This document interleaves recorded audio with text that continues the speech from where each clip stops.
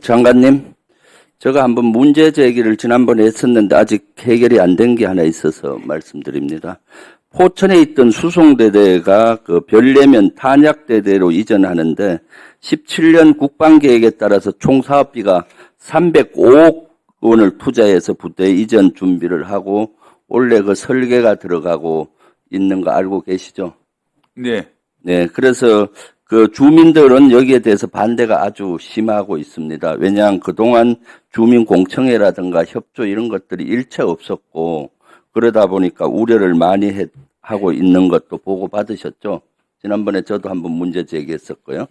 예, 좀 노력하고 있는데 주민들께서도 아예 공청회 자체에 대해서 마음을 열지 않아서 더 노력하겠습니다. 아니, 공청회를 했는데 그때 주민들께서는 1차 공청회에서 여러 가지 의견을 냈어요. 그거를 아마 보고를 받으셨나 모르겠어요.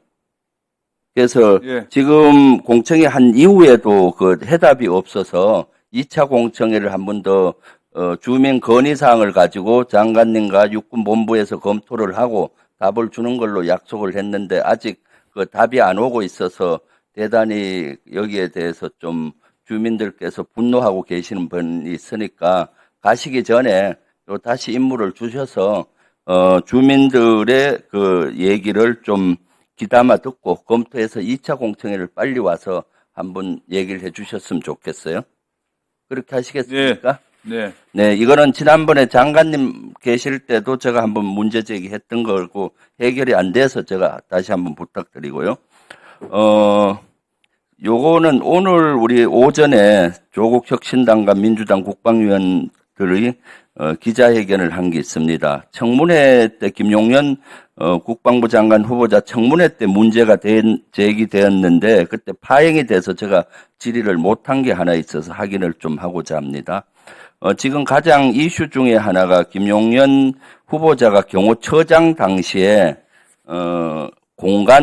경호처장 공간에 3개 핵심 사령부, 특전사령관, 수방사령관, 방첩사령관을 저녁에 불러서 모임을 했다.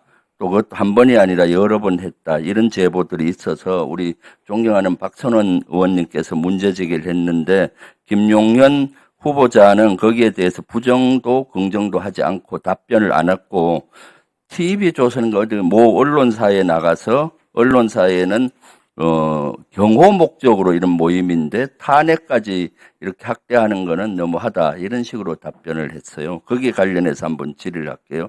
여기 모임에 대해 그러니까 김용현 후보자는 이 모임을 인정을 하는 걸로 돼 있는데 이 모임에 대해서 혹시 보고받은 적이 있습니까? 네, 저 경호 관련돼서 제가 확인한 건 적절치 못한데 이미 여러분 잘 아시다시피 수방사, 특전사, 방첩사는 경호작전의 가장 핵심적인 역할들을 하고 있습니다. 그래서 과거부터 관례로 경호처장이 적절한 접촉 유지나 격려를 하고 있는 걸로 알고 있는데 저도 그러한 활동이 있을 때는 보고를 받아서 알고 있습니다.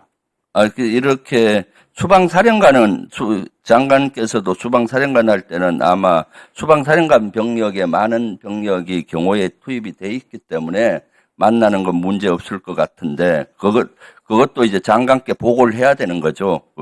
장관 허락 없이 특전사령관 이렇게 3명이 모인 적은 제가 확인해 보니 없었다 그래요.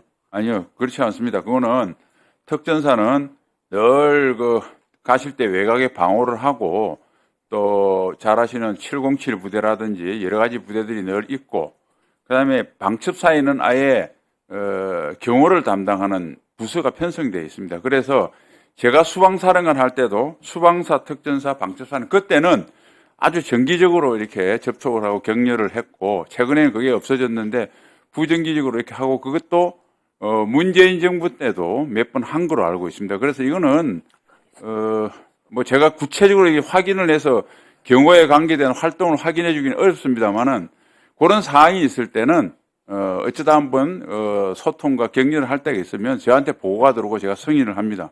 아마 언제 그걸 이야기하신지 모르겠는데 경호에 대한 전 회의를 한다면은 국방부 장관한테 협조를 하고 국방부 장관이 지시를 내리고 이 사령관 3명만 가서는 안 되고 사실 그 합참의 정책실장이나 관련 어떤 국장급이 갈 거고 합참에서도 부장이나 처장이나 본부장급이 가서 같이 회의를 하고 지침을 내리는 것이 맞는데 이것을 사무실도 아니고 공간에 이렇게 은밀하게 모였다는 것은 저는 이것은 군의 지휘체제를 대단히 문란시키는 행위다.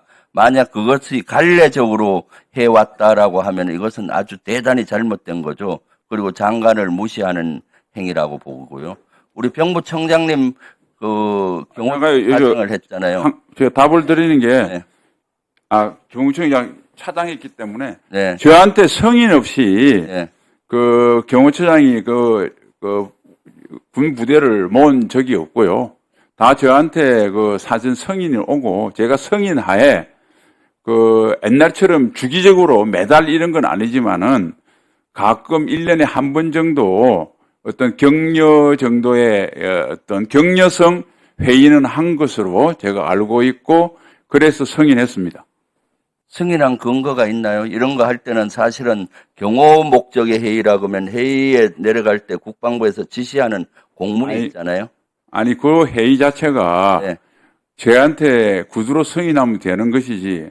아니 장관이 국민 앞에서 제가 되면 거짓말하고 그런 사람입니까? 그럼 제가 승인했다는데 그걸 근거를 대라고 그러시면 그 자체가 좀 너무 황당한 것 같습니다. 그러면 수방사령관하고 특전사령관은 또 육군 총장의 부하이기도 해요. 그렇잖아요. 그리고 합참의장의 작전을 통제받고 그럼 여기 육군본부나 저기 온 분은 없죠. 육군 총장이나 이런 분한테도 보고를 하고 갔다 온 이후에 보고를 했을 텐데 그러한 절차들이 제가 봤을 때 요거는 확인을 해봐야 되겠지만은 그런 근거. 의원님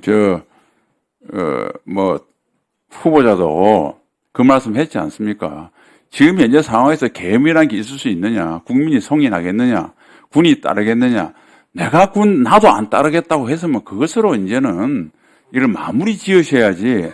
그 활동 하나를 가지고 누굴 찾고 장관이 제가 총괄적으로 허락했다고 그러면 좀 믿어주십시오. 제가 왜 거짓말을 하겠습니까? 이사님. 네. 네, 그러시죠. 1분 더 드리겠습니다. 청장님 경호실 차장할 때 이런 모임이 1년에 몇 번씩 있었나요? 사령관들 모임은 뭐 간헐적이었고 직접 경호 행사를 담당하는 부대들이 있습니다. 아니 경호 직접 하는 회의는 하는데 네. 사령관 이렇게 3명의 사령관 핵심 사령관을 모아서 이런 모임은 한 몇 번 정도 있었나요? 1년에 관례적으로 했다 하잖아요. 네. 관례적으로 했다고 국방부 장관이 얘기하시는데 몇 번 정도? 관례라는 것은 그렇게 했다는 것이지 뭐 1년에 몇 회를 정해놓고 하거나 이렇게 한 적은 한 것은 그러면 부정기적으로 있었다 이렇게 이해하면 되네요. 네, 필요할 때 하셨던 것 같습니다. 필요할 때. 예. 근데 경호처장이 아무리 그래도 특전사령관, 수방사령관, 방첩사령관을 불러서 이렇게 한다는 것은 제가 군 출신으로서 봐도 이것은 군의 위계 질서를 흔드는 사항이에요, 사실은.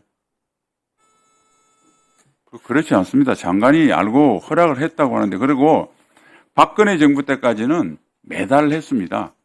우리 박선원 의원님께서 아마 노무현 정부에서 계실 때도 노무현 대통령께서 하셨고 그때도 있었고요. 그래서 이제 그게 문재인 정부 들어서 박근혜 정부 들어 이후에는 그 매달 하는 정기적인 그런 것들은 하지 않고 뭐 가끔 가다가 이렇게 했는데 문재인 정부에서도 그 격려 활동을 몇 번 한 걸로 알고 있고 뭐 그런 정도 수준이었습니다. 그래서 그거를 계엄과 연계시켜서 뭐 모여서 회의를 했다 이런 식으로 사실은 그걸 논리를 비약시키기 위해서 만든 것인데 더 이상 그런 논리 비약은 없었으면 좋겠습니다. 정상적인 경호작전 부대에 대한 관심 표명으로 이해해 주시면 되겠습니다. 네, 김병주 의원님 수고하셨습니다. 다음은 한교 의원님 발언해 주시기 바랍니다.